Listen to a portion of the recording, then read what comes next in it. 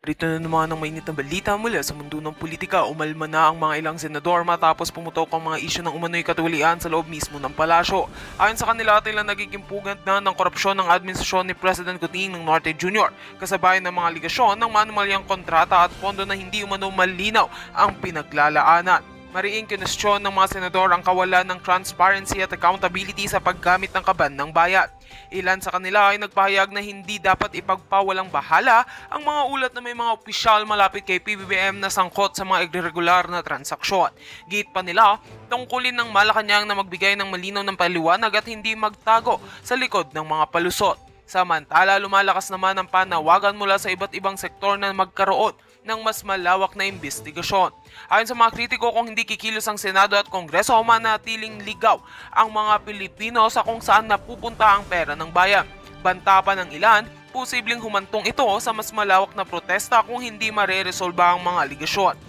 Sa gitna ng issue, nananatiling tahimik ang palasyo at wala pang inilalabas na opisyal na pahayag si President Marcos. Patuloy namang nakatutok ang taong bayan sa magiging hakbang ng pamahalaan, lalo na't dumarami ang nagsasabing ang kasalukuyang administrasyon ay nagiging simbolo ng kabalbalan at katiwalian. Abangan ang susunod na kabanata sa kontrobersiyang ito. At yan nga ang mga balitang ating pagkakatutukan, at kung bago ka pa lamang sa aking channel ay huwag kakalimutang mag-like, share and subscribe para updated ka sa aming mga bagong balita dito sa Tatak Pinas.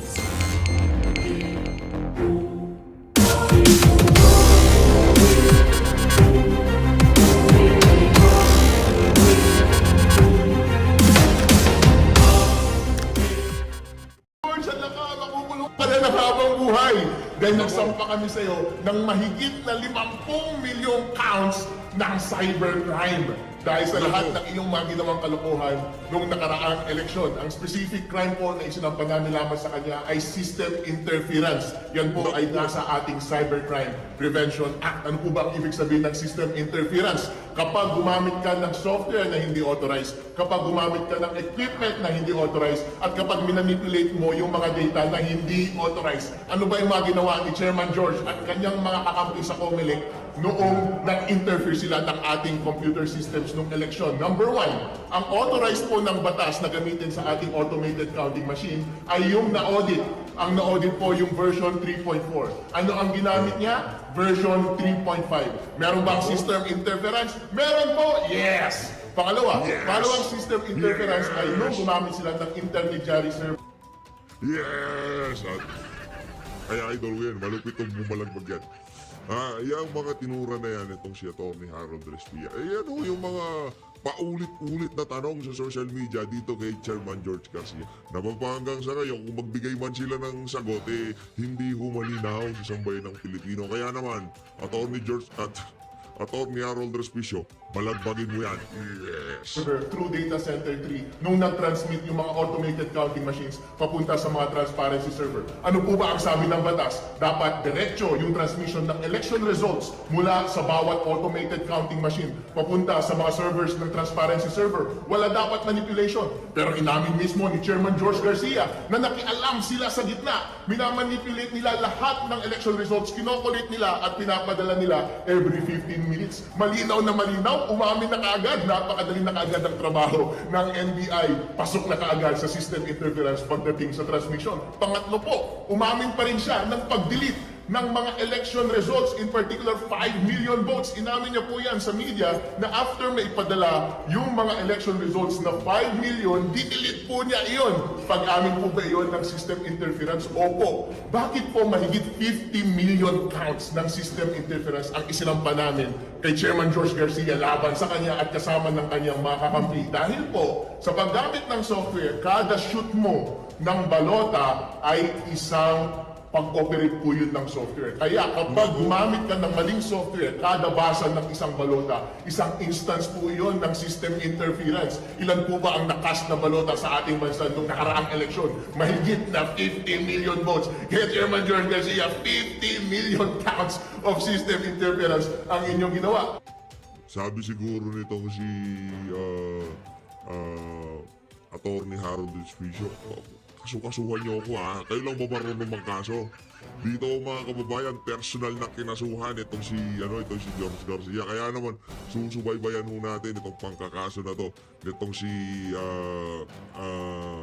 dito kay Atty. Harold Respicio, dito kay Chairman George Garcia. Ganon din po sa transmission. Ilan po ba ang ating mga tinanong nakaraang eleksyon? Mahigit 100,000 automated counting machines. And kada transmission from the machine papunta sa mga server ay isang instance ng transmission. At kapag pinakialaman nila ang kada instance ng transmission, isang instance po yan ng system interference. At ganon din po yung pag-delete nila ng 5 million votes. System interference po yan. Kapag titignan po natin ang Cybercrime Prevention Act, ang parusa po dito sa bawat system interference ay mahigit na 6 na taong pagkakakulong. Chairman George Garcia, habang buhay kang makukulong. Hindi na ikaw ang magiging leader ng COMELEC sa 2028. At ang multa po na ipapataw sa inyo, kada count ay 200,000 pesos at mas mahigit pa. At kaya kung totoo po, yung mga sabi-sabi na nabayaran ng COMELEC ng napakalaking milyon-milyones at bilyon-bilyon nung nakaraang eleksyon, kulang pa yung pera na iyan para sa pagbayad ninyo ng multa kapag na-convict kayo sa lahat ng counts na ito na isinampa namin dito sa NBI. Lahat po ng ito ay ginagawa natin para hindi na po maulit yung dayaan sa 2028 na baka siya pa rin ang uupo as chairman ng COMELEC. Tandaan po natin, ang tenure ng mga COMELEC commissioner ay rolling 7 years. At siya pa rin siguro ang uupo sa 2028. Mga taong bayan, gusto nyo pa rin bang si Chairman George Garcia ang mag-lead ng COMELEC sa susunod na eleksyon? Wag na po! Gusto nyo pa rin po ba ng dayaan? Wag na po! Kaya po namin isinasampa itong kaso na ito para makulong na po siya at hindi na po siya ang maging chairman ng COMELEC sa susunod na eleksyon.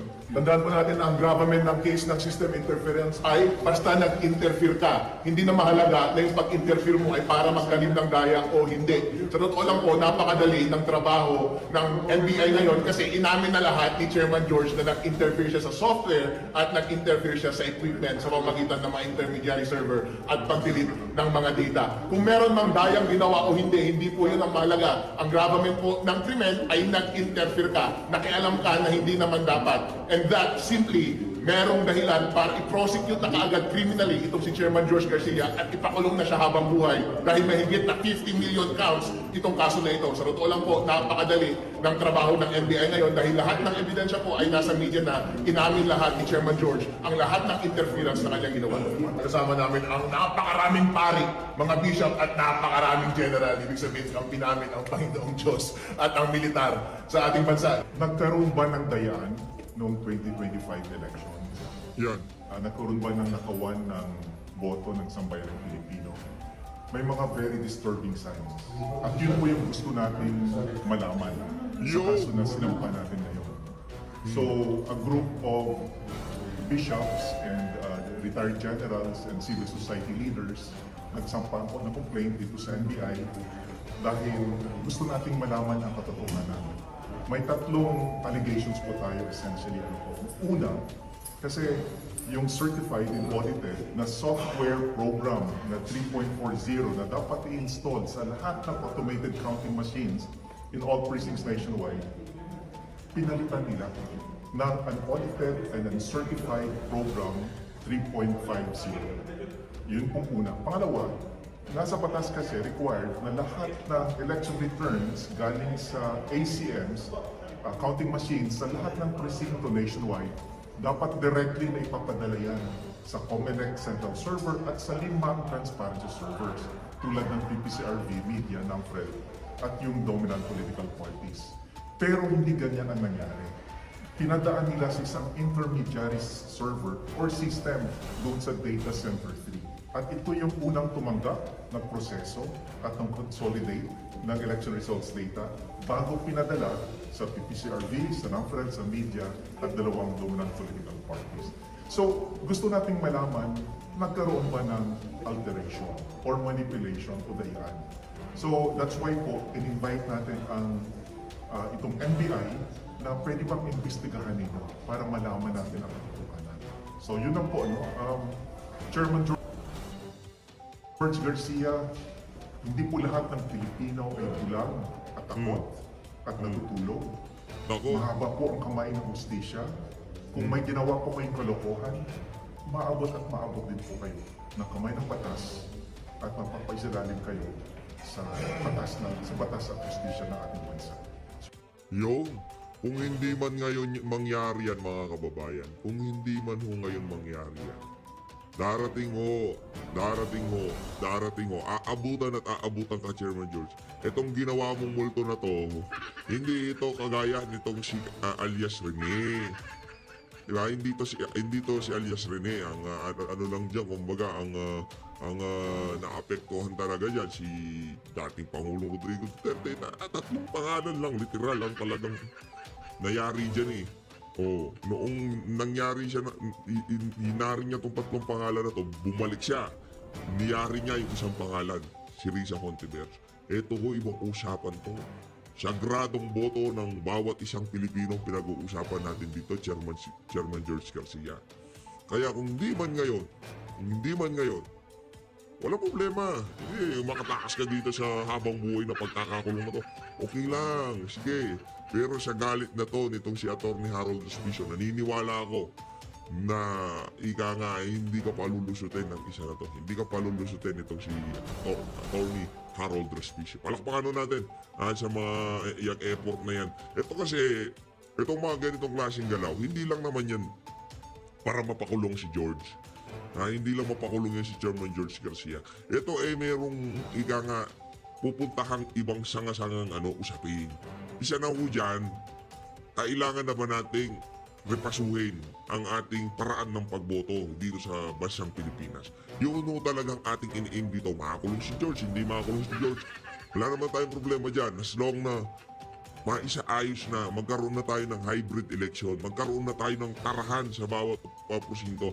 Yun lang ang atin dito. Ngayon, yung init ng ulo ni... Ako mapapalampas ko na to eh. Okay na sige na. Naisahan mo na kami, George.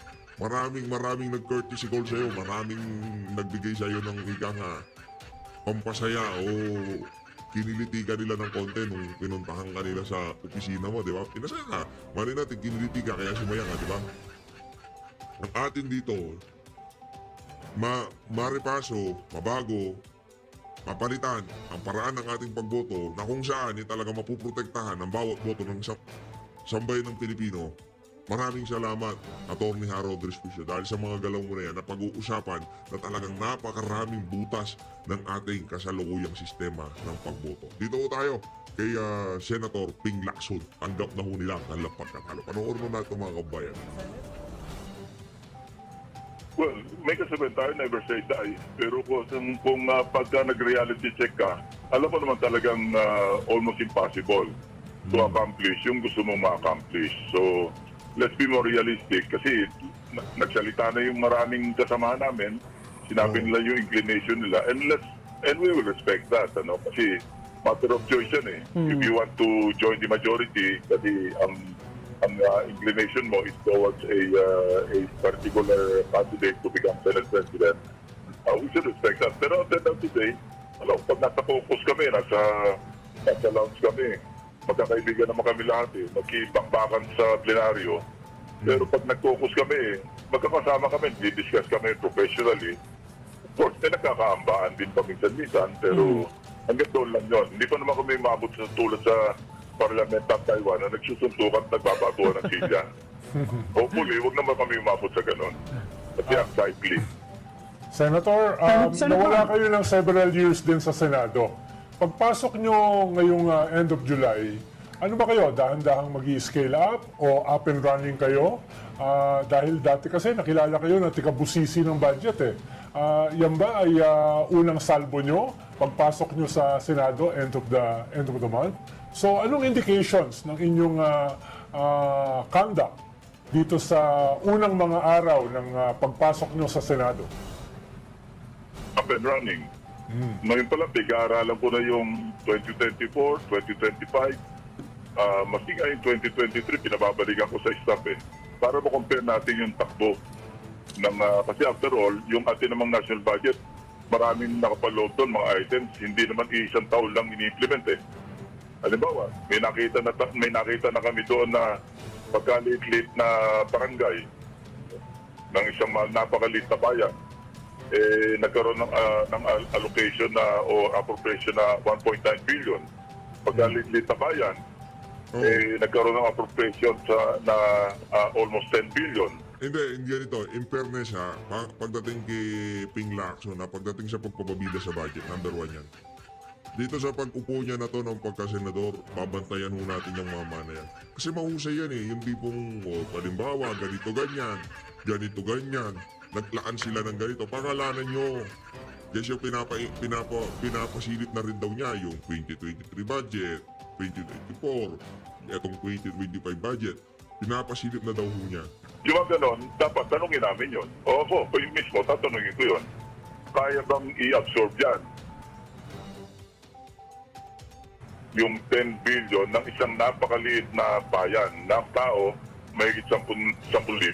So per capita pa lamang, parang hindi na equitable yung distribution ng budget.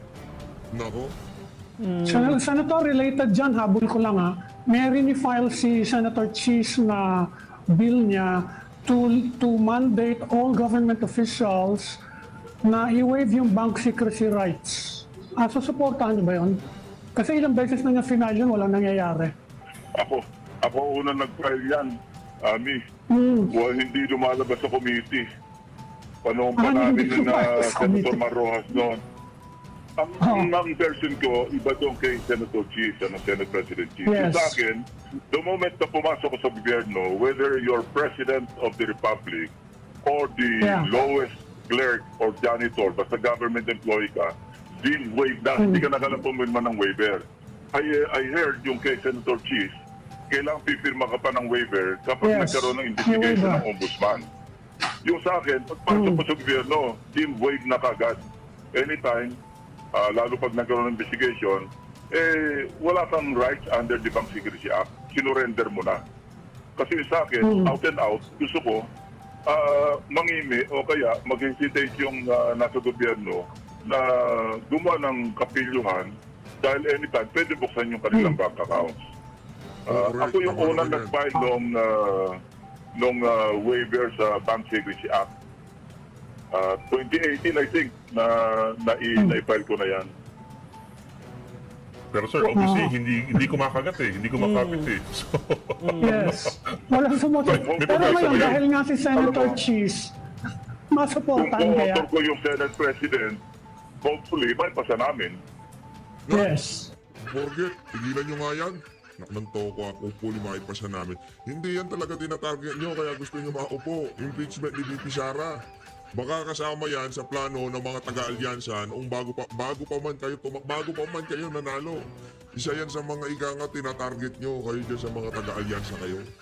Puli maipasa namin. Kasi imagine, ang co-author ako o co-author yung Senate President. Of course, expectedly, siya yung magiging principal author kasi una siya nag-file kasi Senate President siya. Yes. Kasi ang naging order ng priority namin sa pag-file ng bill, draw lots, ano?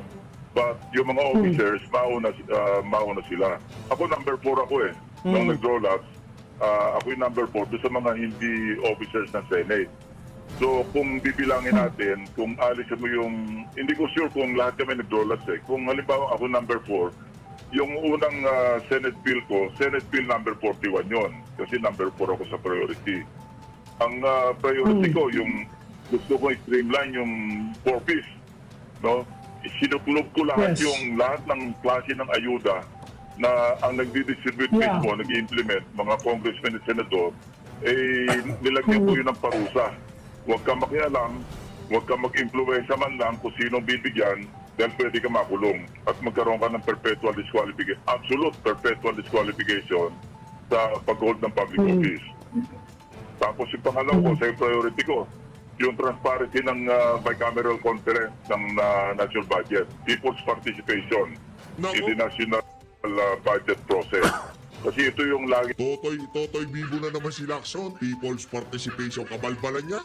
Tagal mo na naging senador.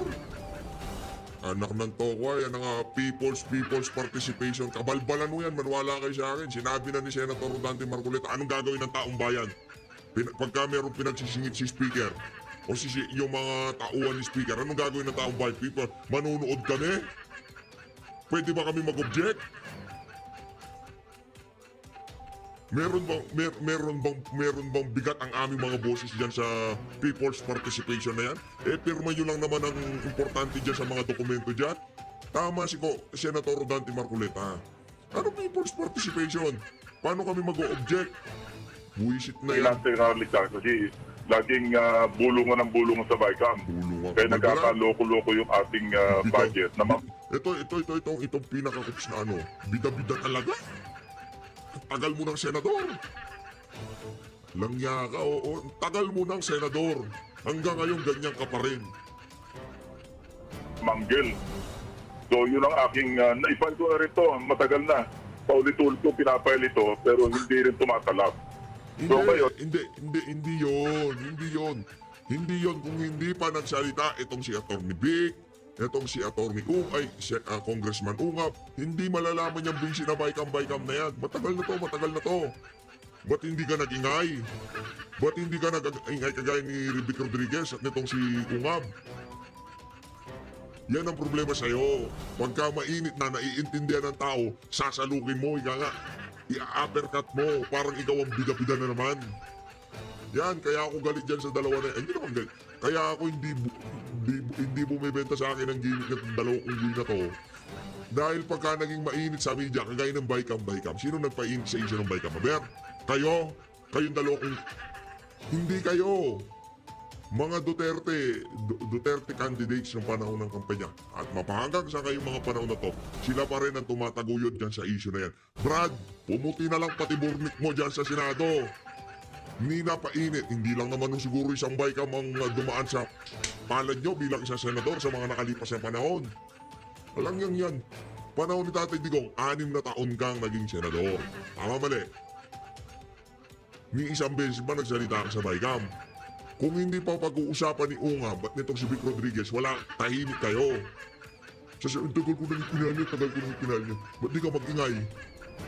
so narinig ko si Speaker Romualdez, mukhang magpapansin siya ng bill o nakapagpapansin siya ng bill na gano'n din ang tono. So I hope makapasa ito kasi it's about time na yung hindi naman lahat, pagka-office sa public, baka naman napakagulo. Yung bill ko, accredited CSO saka NGOs at saka media. Nakapantay sila every step of the way. Hindi yung nakapantay lang kayo pagka-open ng bicameral conference meeting. Tapos pag nag-suspend, hindi na kayo kasali. At pag nag-meet ulit, magpipirmahan, doon na naman kayo kasali. Yung sa akin, every step of the way, kailangan, pero talagang people's participation. Yeah. So sa buong proseso. Yes, we agree, sir. Pero kaya daw kayo nahihirapan to bring up your numbers for Senator Soto, sir. Is not you're too strict daw kasi. No! Hindi stricto yan. You're too cook, sabihin mo. That's what Si Tito Soto. Si Tito Soto pero yung si too strict. Senator Ping din daw, you're too strict. Hindi, ang sabi nitong si Zubiri, stricto si Ping. Oo, sa salita. Oo, kung makapag-explain siya, akala mo kagaling-galing. Pero ano yung naging output niya nung naging senador siya na nakalipas na panahon? Di ba? Yung pagbibida-bida niya sa mga hearing, anak ng tokwa. Etong mama na to, kahit sa hearing natin mapanood, parang baog ho lahat ng sinasabi. Kasi ang problema, tignan mo naman yung katabi niya. Namuti na lang ang buhok sa pagiging politiko. Ano ba? Papababae nga ng presyo ng kuryente, di niya malaman kung paano eh. What do you have to say to that? May kanya-kanya ng tayo eh. Sabi ko kay Sec Ronald kanina, di ba? Nagyabang ka pa. Iba-iba yung level ng ating baseline principles. Iba-iba yung baseline eh. Sabi ko, ang pinaka-worst, yung sabi mas masama pa yung kay Ronald sa akin, sa sa lupa, sa kanya, yuhukay pa eh. Sir, may principal kami dito. May Senator, proposal din ngayon, Senator, sa House na Principal, cash not budgeting principal. daw.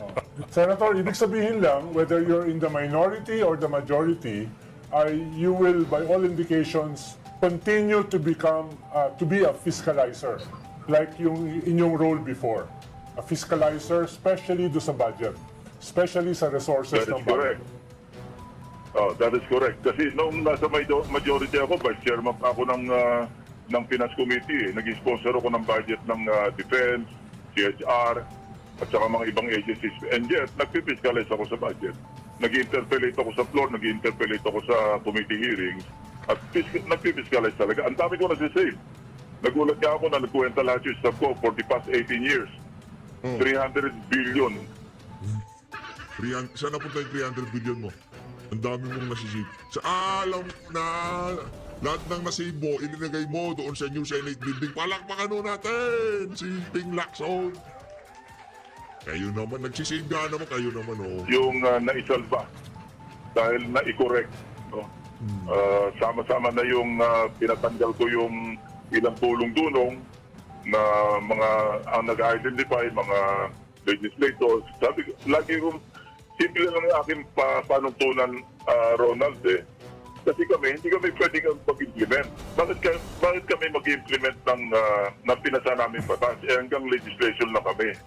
Ang proseso ng budget kasi, yung preparation, tapos authorization, kami yon. Implementation, wala kami doon. Accountability, kuha na yun, saka oversight, pwede kaming part din doon.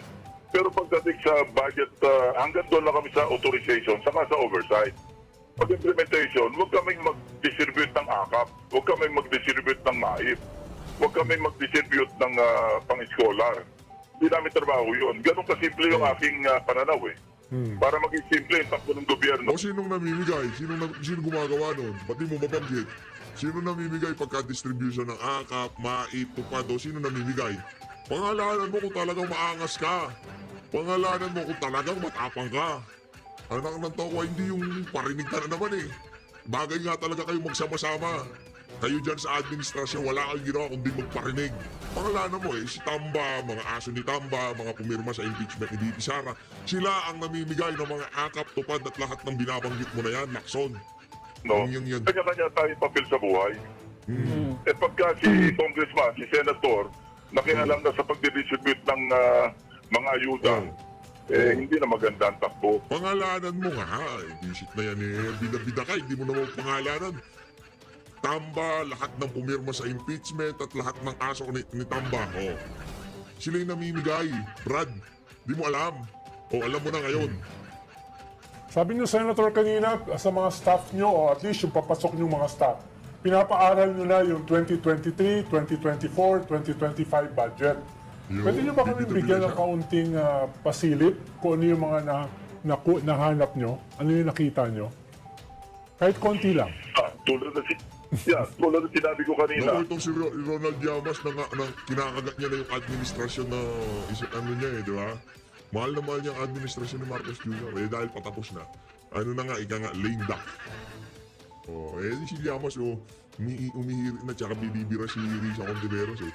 Alam niyo ba mga kababayan, nasasaktan si Llamas pagka binibira natin si Risa. Hindi ko malaman, parang yung mukha niya kumukulubot. Pagkalibig na bayan, paano na meron siya mahigit 10,000 na population, bakit siya nagkaroon ng appropriation na 10 billion?